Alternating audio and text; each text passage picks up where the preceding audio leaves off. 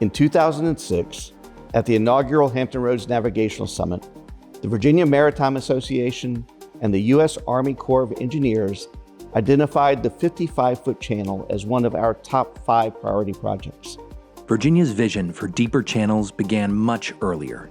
VMA's leadership successfully lobbied for 55-foot authorization to be included in the Water Resources Development Act of 1986. At that time, Virginia already had the deepest channels on the East Coast.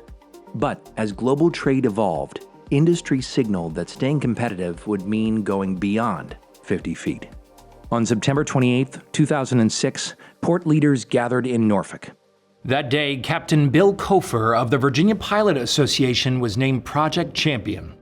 Captain Kofer had the vision in the early 2000s that larger ships would be coming to the Commonwealth of Virginia, and to be prepared, we needed to have deeper and wider channels. That vision had a name: Wider, Deeper, Safer.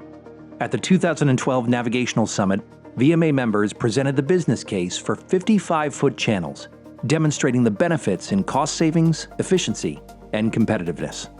Through years of planning, advocacy, and investment, the Virginia Maritime Association, the Port of Virginia, and the U.S. Army Corps of Engineers worked together to advance the project. This public-private partnership reflects the very model of collaboration between industry, state, and federal government. Navigation was the Corps of Engineers' earliest civil works mission to improve Norfolk Harbor and its approaches, aiming at 25 feet of low water to the Navy Yard. This project has widened channels, reducing one-way traffic bottlenecks, and prepared our port to accommodate the largest vessels afloat. The project represents progress. But final operating parameters will always rest with the U.S. Army Corps of Engineers and the U.S. Coast Guard, ensuring safety and navigational readiness. At the Port of Virginia, we're really looking forward to the completion of the 55-foot channel. This is a part of a much bigger infrastructure plan, and one that we'll be able to take to the market for the next decade. It has delivered not just capacity, but capability, strengthening the Commonwealth's economy, supporting supply chains, and positioning Virginia as a world-class maritime gateway.